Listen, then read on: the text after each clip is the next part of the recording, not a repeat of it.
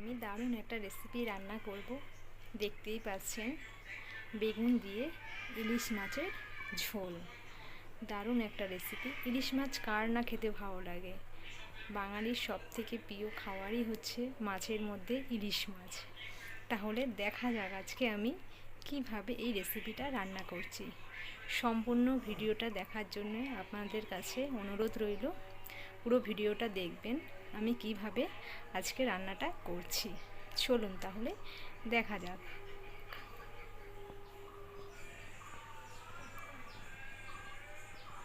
মাছটা করতে আমার কী কী লাগছে দেখা যাক। আমি মাছটাকে নুন হলুদ ভালো করে মাখিয়ে নিয়েছি, বেগুনও কেটে নিয়েছি, লঙ্কাও বেটে নিয়েছি, সর্ষে পোস্ত বেটে নিয়েছি, নুন, তেল, নুন, হলুদ। চলুন তাহলে দেখা যাক আমি আজকে কিভাবে রান্নাটা করছি। কড়াই বসিয়ে দিয়েছি, কড়াইতে তেলও দিয়ে দিলাম আমি। তেল আমার গরম হয়ে গেছে, এবারে আমি মাছগুলো দিয়ে দেবো একটা।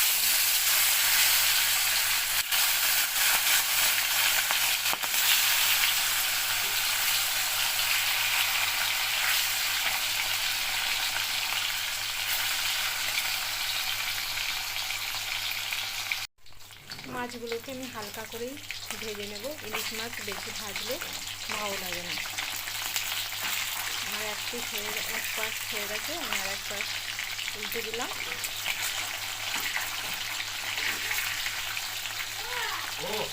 মাছগুলো আমার সব ভাজা হয়ে গেছে। এবারে আমি কড়াইতে তেল দিয়ে দিয়েছি, এবারে বেগুনটা ভেজে নেব। তেল গরম হয়ে গেছে, এবারে আমি বেগুনটা দিয়ে দেব।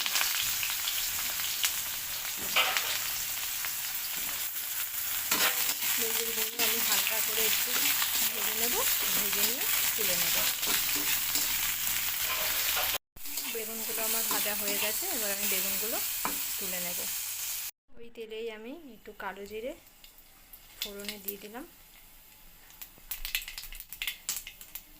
এবারে আমি বেটে রাখা পোস্ত আর সর্ষেটাও দিয়ে দেবো,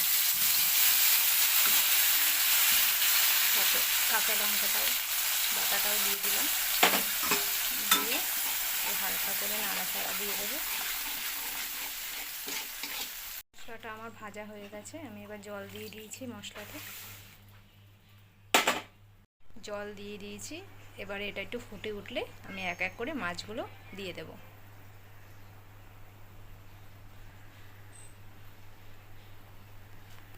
ফুটে উঠেছে, আমি মাছগুলোও দিয়ে দিয়েছি, এবার বেগুনগুলোও দিয়ে দেব।